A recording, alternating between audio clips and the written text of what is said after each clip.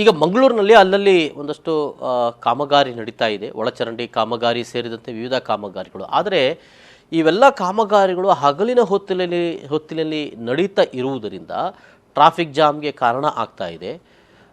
ಜೊತೆಗೆ ಇಡೀ ಧೂಳು ತುಂಬಿದ ವಾತಾವರಣ ಸೃಷ್ಟಿಯಾಗಿ ಅನಾರೋಗ್ಯಕ್ಕೂ ಕೂಡ ಕಾರಣವಾಗ್ತಾ ಇದೆ. ಟ್ರಾಫಿಕ್ ಜಾಮ್ ಉಂಟಾಗಿ ಅಸ್ತವ್ಯಸ್ತಗೊಂಡು ಅಲ್ಲಿ ಜನರು ಒಂದಷ್ಟು ಸಂಘರ್ಷಕ್ಕೀಳುವಂಥ ಪರಿಸ್ಥಿತಿಗಳು ಕೂಡ ಈಗ ಅಲ್ಲಲ್ಲಿ ಆಗ್ತಾ ಇದೆ. ಉರುವ ಸ್ಟೋರ್ನಲ್ಲಿ ಅಲ್ಲಿ ಒಳಚರಂಡಿ ಕಾಮಗಾರಿ ಅತಿ ದೊಡ್ಡದಾದಂಥ ಪೈಪ್ ಲೈನನ್ನು ಸಿಕ್ಕಿಸುವಂಥ ಕಾರ್ಯಾಚರಣೆ ನಡೀತಾ ಇದೆ. ಈ ಸಂದರ್ಭದಲ್ಲಿ ಅಗೆತ ಮಾಡಿ ಅದನ್ನು ಅರ್ಧಕ್ಕೆ ಬಿಟ್ಟು ಈಗ ಮತ್ತೆ ಕಾಮಗಾರಿ ಆರಂಭ ಮಾಡಿ ಹಗಲಿನ ಹೊತ್ತಿನಲ್ಲಿ ಈಗ ಆ ಕಾಮಗಾರಿ ಮಾಡ್ತಾ ಇರುವುದರಿಂದ ಜನರಿಗೆ ತೊಂದರೆ ಆಗ್ತಾ ಇದೆ ಅಂತ ಜನ ದೂರುತ್ತಾ ಇದ್ದಾರೆ. ಇಲ್ಲಿ ಒಂದಷ್ಟು ದೃಶ್ಯ ಇದೆ, ನೋಡ್ಕೊಂಡು ಬರೋಣ.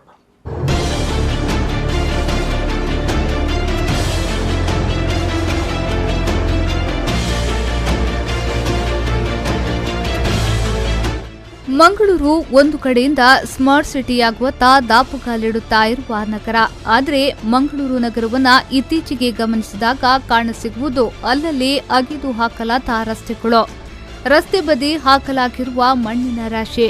ಹೌದು, ಮಂಗಳೂರು ನಗರದ ಅಲ್ಲಲ್ಲಿ ವಿವಿಧ ಯೋಜನೆಯ ಕಾಮಗಾರಿಗಳಿಗಾಗಿ ರಸ್ತೆಯನ್ನ ಅಗೆಯಲಾಗಿದೆ.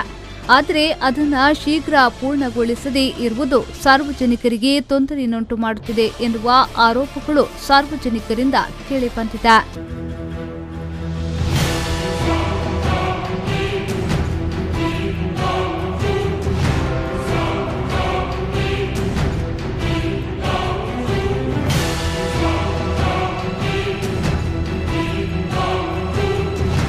ನೀವೀಗ ದೃಶ್ಯದಲ್ಲಿ ನೋಡ್ತಿರುವುದು ಮಂಗಳೂರಿನ ಪ್ರಮುಖ ಭಾಗವಾದ ಉರ್ವ ಸ್ಟೋರ್ ಪ್ರದೇಶ.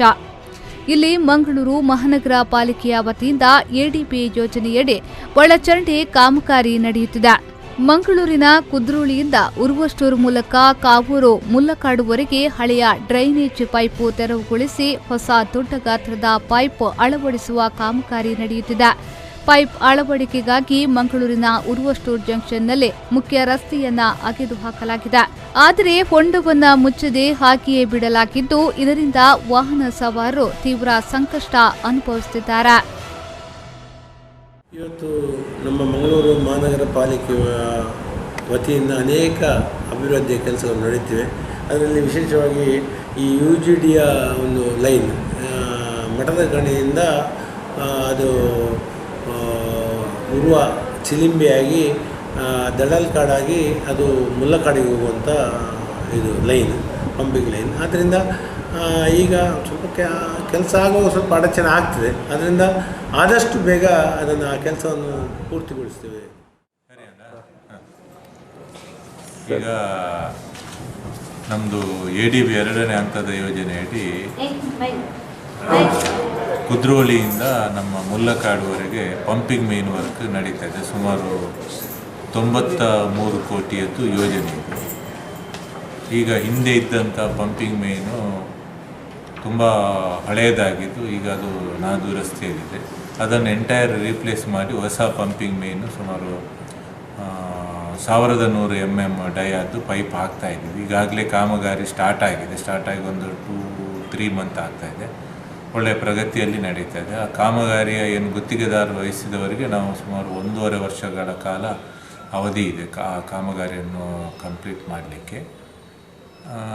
ಕಾಮಗಾರಿ ಈಗಾಗಲೇ ಪ್ರಾರಂಭ ಆಗಿ ಒಂದು 25% ವರ್ಕ್ ಕಂಪ್ಲೀಟ್ ಆಗಿದೆ. ಇದು ಕೇವಲ ಉರ್ವ ಸ್ಟೋರ್ನಲ್ಲಿ ಕಂಡುಬರುತ್ತಿರುವ ಸಮಸ್ಯೆಯಲ್ಲ. ಎಡಿಬಿ ಕಾಮಗಾರಿ ಎಲ್ಲೆಲ್ಲ ನಡೆಯುತ್ತಿದೆಯೋ ಅಲ್ಲೆಲ್ಲ ಇದೇ ಸಮಸ್ಯೆ. ಅಗೆದ ರಸ್ತೆಯನ್ನ ಮತ್ತೆ ಸರಿ ಮಾಡದೇ ಇರುವುದರಿಂದ ಜನರು ಸಾಕಷ್ಟು ತೊಂದರೆಯನ್ನ ಅನುಭವಿಸುತ್ತಿದ್ದಾರೆ. ಇನ್ನು ಕೆಲವೆಡೆ ಪೈಪ್ ಅಳವಡಿಕೆ ಕಾಮಗಾರಿ ಪೂರ್ಣಗೊಂಡಿದ್ರೂ ರಸ್ತೆಗೆ ಮರು ಡಾಮರೀಕರಣ ಅಥವಾ ಕಾಂಕ್ರೀಟೀಕರಣ ಇನ್ನೂ ಆಗಿಲ್ಲ ಅಂತ ಜನರು ಆಕ್ರೋಶ ವ್ಯಕ್ತಪಡಿಸುತ್ತಿದ್ದಾರೆ. ಅರ್ಧಂಬರ್ಧ ಕಾಮಗಾರಿಗಳಿಂದಾಗಿ ಜನರು ರೋಸಿ ಹೋಗಿದ್ದಾರೆ. ಈ ಮೂಲಕ ರಸ್ತೆಯಲ್ಲಿ ಬಾಯಿ ತೆರೆದಿರುವ ಹೊಂಡಗಳಿಗೆ ಶೀಘ್ರ ಮುಕ್ತಿ ಲಭಿಸಲಿ ಎನ್ನುವುದೇ ಸಾರ್ವಜನಿಕರ ಆಗ್ರಹವಾಗಿದೆ.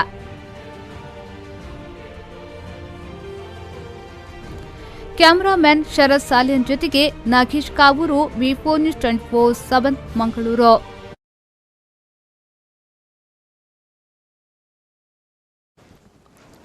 ಎಸ್, ಈಗ ಒಂದಷ್ಟು ಸಮಸ್ಯೆ ಇದು ಎಲ್ಲೆಲ್ಲಿ ಕೇವಲ ಉರುವ ಸ್ಟೋರ್ ಮಾತ್ರ ಅಲ್ಲ, ಮಂಗಳೂರಿನ ಅಲ್ಲಲ್ಲಿ ADB ಕಾಮಗಾರಿ ನಡೀತಾ ಇದೆ, EGD ಕಾಮಗಾರಿ ನಡೀತಾ ಇರುವುದು.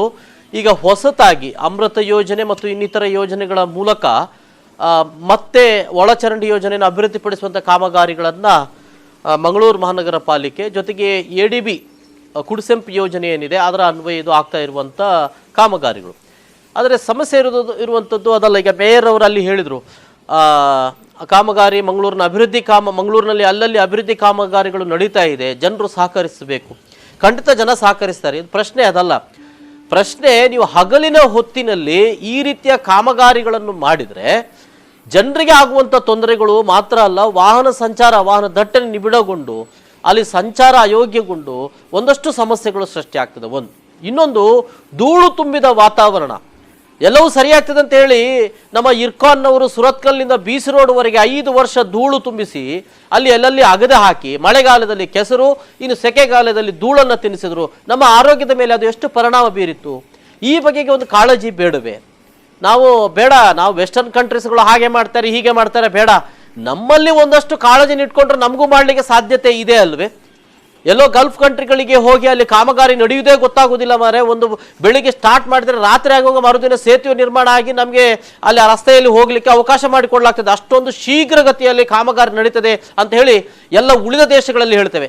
ಅಷ್ಟು ಒಂದೇ ದಿನದಲ್ಲಿ ಬೇಡ, ಆದರೆ ಒಂದು ಮಟ್ಟಿನ ಸೌಜನ್ಯವನ್ನು, ಒಂದು ಮಟ್ಟಿನ ಕಾಳಜಿಯನ್ನು ಜನರ ಆರೋಗ್ಯದ ಬಗ್ಗೆನೂ ಕೂಡ ತೆಗೆದುಕೊಳ್ಬೇಕಾಗ್ತದೆ. ಹಾಗಾಗಿ ರಾತ್ರಿ ವೇಳೆಯಲ್ಲಿ ಕಾಮಗಾರಿ ಮಾಡಿ ಇನ್ನು ಹಗಲಿನ ವೇಳೆಯಲ್ಲಿ ಆ ಸ್ಥಳದಲ್ಲಿ ಎಲ್ಲೂ ಕೂಡ ಧೂಳು ನಿಲ್ಲದಂತೆ ಆಗಿಂದಾಗಲೇ ಅದನ್ನು ತೆರವು ಮಾಡುವಂಥದ್ದು, ಅಲ್ಲಿರುವಂಥ ಮಣ್ಣನ್ನು ತೆರವು ಮಾಡುವಂಥದ್ದು, ಅಥವಾ ಆಗಿಂದಾಗಲೇ ಅದಕ್ಕೆ ನೀರು ಹಾಕಿ ಅದನ್ನು ಸಮತಟ್ಟು ಮಾಡುವಂಥದ್ದು, ಇದನ್ನು ಮಾಡಲಿಕ್ಕೆ ಯಾಕೆ ಸಾಧ್ಯ ಇಲ್ಲ?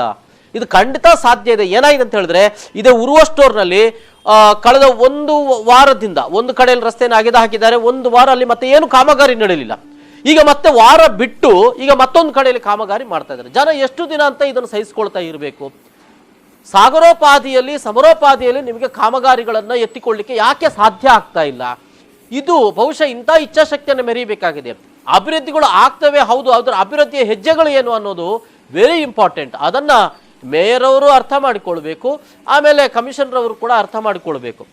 ಸೊ ಇದು ಮಂಗಳೂರಿನಾದ್ಯಂತ ನೀವು ಎಲ್ಲೇ ಹೋಗಿ ಅಲ್ಲಲ್ಲಿ ಧೂಳಿನಿಂದ ತುಂಬಿದಂಥ ವಾತಾವರಣ ಸೃಷ್ಟಿಯಾಗಿದೆ. ಇಡೀ ಮಂಗಳೂರು ಧೂಳು ಭರಿತ ಆಗಿದೆ, ಇಡೀ ವಾತಾವರಣ ಕಲುಷಿತಗೊಂಡಿದೆ. ಎಲ್ಲಾದರೂ ಹೊರಗಿನಿಂದ, ಆದರೆ ಬಹಳ ಮುಖ್ಯವಾಗಿ ನಮ್ಮ ಮಂಗಳೂರಿನವರು ಹೊರ ದೇಶದಲ್ಲಿರೋರು ಇಲ್ಲಿ ಮಂಗಳೂರಿಗೆ ಬಂದರೆ ಖಂಡಿತವಾಗಿ ಏನಾದರೂ ಒಂದು ರೋಗಕ್ಕೀಡಾಗುವಂಥದ್ದು, ರೋಗಕ್ಕೀಡಾಗುವಂಥ ಪರಿಸ್ಥಿತಿ ಇಲ್ಲಿ ನಿರ್ಮಾಣಗೊಂಡಿದೆ ಅಂತ ಅನ್ನುವಂಥದ್ದು. ಹಾಗಾಗಿ ಸಂಬಂಧಪಟ್ಟವರಿಗೆ ಗಮನ ಹರಿಸಬೇಕು. ಅಲ್ಲೆಲ್ಲೋ ರಸ್ತೆಗಳಿಗೆ ಪೇಂಟ್ ಹೊಡೆಯುವವರು ಕೂಡ ಹಗಲಲ್ಲಿ ಪೇಂಟ್ ಹೊಡಿತಾರಂತೆ. ಹಗಲಲ್ಲಿ ಯಾಕೆ ಪೇಂಟ್ ಹೊಡಿಬೇಕು ಇವರು ರಸ್ತೆಗಳಿಗೆ? ರಾತ್ರಿ ಯಾಕೆ ಹೊಡಿಲಿಕ್ಕೆ ಸಾಧ್ಯ ಇಲ್ಲ? ಹಗಲಲ್ಲಿ ಪೇಂಟ್ ಹೊಡೆದ್ರೆ ಮತ್ತೆ ಅಲ್ಲಿ ವಾಹನಗಳು ಸಂಚಾರ ಮಾಡಿದಾಗ ವಾಹನಗಳ ಚಕ್ರದಲ್ಲಿ ಆ ಇಡೀ ಪೇಂಟ್ಗಳು ಹೋಗ್ತವೆ. ಇದು ಇಷ್ಟೊಂದು ಒಂದು ನಾಲೆಜ್ ಇಲ್ವಾ ನಮ್ಮ ಇವರಿಗೆ, ಕಾಮಗಾರಿ ಮಾಡುವವರಿಗೆ, ಸಿಬ್ಬಂದಿಗಳಿಗೋ ಅಥವಾ ಇಂಜಿನಿಯರ್ಗಳಿಗೂ ಇಲ್ವಾ ಅನ್ನುವಂಥ ಪ್ರಶ್ನೆಯನ್ನು ಮಾಡಬೇಕಾಗ್ತದೆ.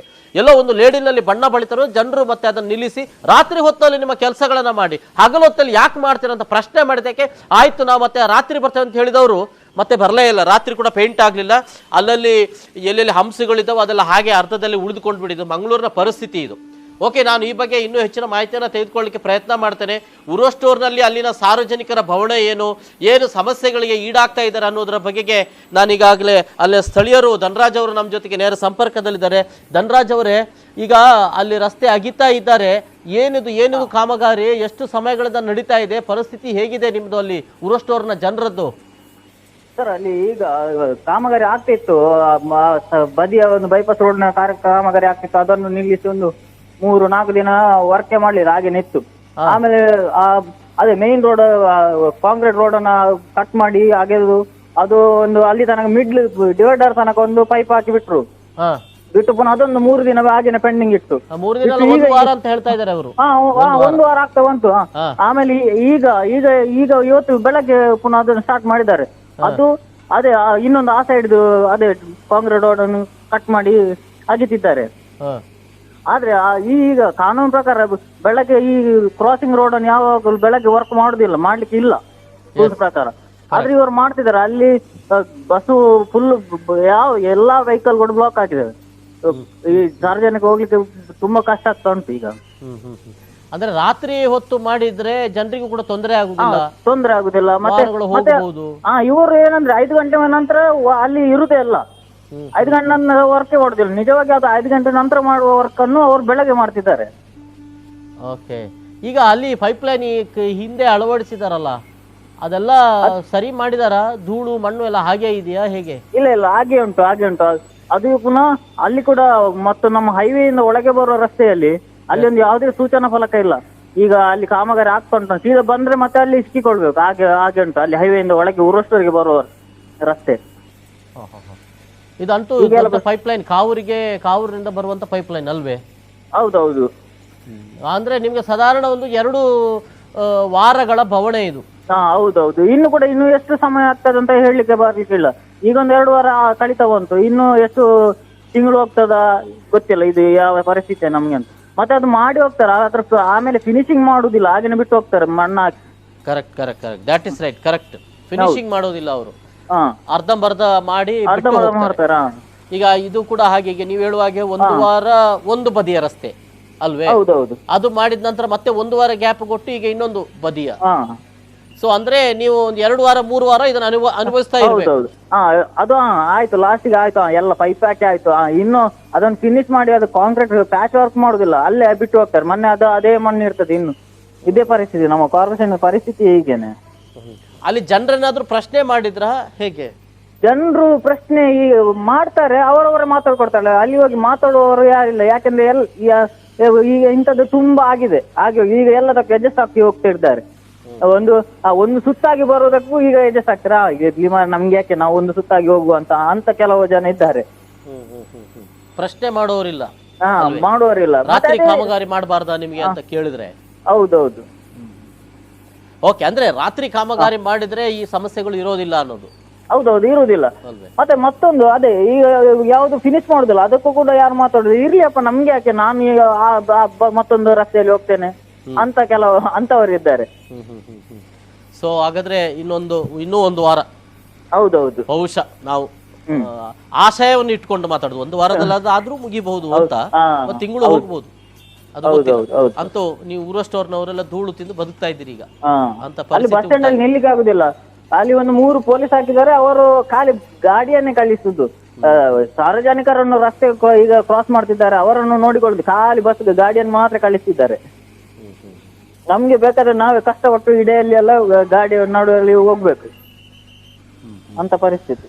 ಓಕೆ ಧನರಾಜ್ ಅವರೇ, ಥ್ಯಾಂಕ್ ಯು, ಧನ್ಯವಾದ.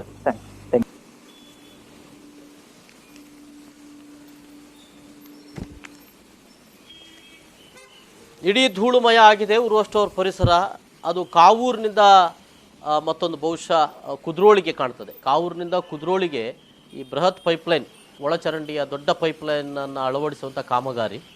ಇಂಥ ಕಾಮಗಾರಿಗಳನ್ನು ಯಾವಾಗ ಮಾಡಬೇಕು? ಅವರು ಈಗ ಅಲ್ಲಿ ಕೊಟ್ಟ ಮಾಹಿತಿಯ ಪ್ರಕಾರ 1 ವಾರದ ಹಿಂದೆ ಒಂದು ಕಾಮಗಾರಿ ಅರ್ಧ ರೋಡು ಮಾಡಿ ಬಿಟ್ಟು ಹೋಗಿದ್ದಾರೆ. ಈಗ ಮತ್ತೊಂದು ಬದಿಯನ್ನು, ಅಂದರೆ ಚತುಷ್ಪಥ ರಸ್ತೆ, ಅದು ಒಂದು ದಿಪಥವನ್ನು 1 ವಾರ ಒಂದು 3 ದಿನದಲ್ಲಿ ಮಾಡಿ ಮತ್ತೆ ಒಂದು ವಾರ ಗ್ಯಾಪ್ ಕೊಟ್ಟು ಮತ್ತೊಂದು ಕಡೆಯಲ್ಲಿ ಮಾಡ್ತಾ ಇದ್ದಾರೆ. ಹೀಗೆ ಮಾಡಿದರೆ ಅಲ್ಲಿ ಧೂಳು, ಮತ್ತು ಅದನ್ನು ಯಾವುದೇ ರೀತಿಯಲ್ಲಿ ಧೂಳು ಎಬ್ಬೆದಂತೆ ಏಳದಂತೆ ಅದನ್ನು ಒಂದು ಜನರಿಗೆ ಒಂದಷ್ಟು ಸಹಕಾರಿಯಾಗುವಂಥ ರೀತಿಯಲ್ಲಿ ಮಾಡ್ತಾ ಇಲ್ಲ ಅನ್ನೋದು ಅಲ್ಲಿ ಸ್ಥಳೀಯ ಜನರ ದೂರು. ಹಾಗಾಗಿ ಇದರ ಕಡೆಗೆ ಗಮನ ಕೊಡಬೇಕು ಅನ್ನೋದು ಅಲ್ಲಿನ ಜನರ. ಸಾಧ್ಯ ಆದರೆ ನಾನೀಗ ಸಂಬಂಧಪಟ್ಟ ಹಾಗೆ ಕಮಿಷನರ್ ಅಥವಾ ಮೇಯರ್ ಅವರ ಗಮನಕ್ಕೆ ತರ್ತೇನೆ. ಅವರು ಸಿಕ್ಕಿದರೆ ಅವ್ರ ಜೊತೆಗೆ ಮಾತನಾಡೋಣ. ಏನು ಅವರ ಯೋಚನೆಗಳು, ಯಾಕೆ ಈ ರೀತಿಯಾಗಿ ಹಗಲಲ್ಲೇ ಕಾಮಗಾರಿ ಮಾಡಬೇಕಾದಂಥ ಪರಿಸ್ಥಿತಿ ಇದೆ ಮಂಗಳೂರು ಮಹಾನಗರ ಪಾಲಿಕೆಗೆ? ಯಾಕೆ ರಾತ್ರಿ ವೇಳೆಯಲ್ಲಿ ಇಂತಹ ಕಾಮಗಾರಿಗಳನ್ನು ಎತ್ತಿಕೊಳ್ಳಬಾರ್ದು? ಬಹುಶಃ ಇದನ್ನು ಕೇಳಬೇಕಾಗಿದೆ. ಹಿಂದೆ ಅಲ್ಲಲ್ಲಿ ಏನು ರಸ್ತೆಗಳಿಗೆ ಬಣ್ಣ ಬಳಿಯುವಂಥ ಕಾರ್ಯಾಚರಣೆ ಮಾಡ್ತಾ ಇದ್ದ ಸಂದರ್ಭದಲ್ಲಿ ಲೇಡಿ ಇಲ್ಲೆಲ್ಲ ಪರಿಸರದಲ್ಲಿ ವಾಹನ ದಟ್ಟಣೆ ಉಂಟಾಗಿ ಜನ ಕೊನೆಗೆ ರೊಚ್ಚಿಗೆದ್ದು ಇದನ್ನು ಪ್ರಶ್ನೆ ಮಾಡಿದರು. ಮತ್ತು ಅಲ್ಲಿ ಕಾಮಗಾರಿ ಮಾಡ್ತಾ ಇದ್ದಂಥ ಸಿಬ್ಬಂದಿಗಳನ್ನು ಈ ಕೆಲಸ ಈಗ ನಿಲ್ಲಿಸಬೇಕು, ಹಗಲಲ್ಲಿ ರಾತ್ರಿ ಹೊತ್ತು ಮಾಡಬೇಕಾದ ಕೆಲಸವನ್ನು ಹಗಲ ಹೊತ್ತಲ್ಲಿ ಮಾಡ್ತಾ ಇದ್ದೀರಲ್ಲ, ಅಂದರೆ ಹಗಲ ಹೊತ್ತಲ್ಲಿ ಮಾಡಿದ ಕೂಡಲೇ ವಾಹನಗಳು ಅದರ ಮೇಲೆ ಸಂಚರಿಸಿ ಒಂದೆಡೆ ಬ್ಲಾಕ್ ಮಾಡಬೇಕಾಗ್ತದೆ. ಒಂದು ಇಡೀ ದ್ವಿಪಥ ರಸ್ತೆಯನ್ನು ಬ್ಲಾಕ್ ಮಾಡಬೇಕಾಗ್ತದೆ. ಇನ್ನೊಂದು ಬದಿಯಲ್ಲಿ ವಾಹನಗಳನ್ನು ಕಳಿಸಿದರೆ ಅಲ್ಲಿ ಬ್ಲಾಕ್ ಆಗ್ತದೆ. ಸೊ ಹಾಗಾಗಿ ರಾತ್ರಿ ಹೊತ್ತಲ್ಲಿ ವಾಹನಗಳು ಇಲ್ಲದೇ ಇರುವಂಥ ಸಂದರ್ಭದಲ್ಲಿ ಈ ರೀತಿಯ ಕಾಮಗಾರಿಗಳನ್ನು ಮಾಡಬೇಕಲ್ವೇ ಅಂತ ಜನ ಕೇಳಬೇಕೆ, ನಮ್ಮ ಕಮಿಷನರ್ಗಳಿಗೆ ಅಥವಾ ನಮ್ಮ ಇಂಜಿನಿಯರ್ಗಳಿಗೆ ಇದು ಗೊತ್ತಿಲ್ಲವೇ ಅನ್ನೋದು ಪ್ರಶ್ನೆ.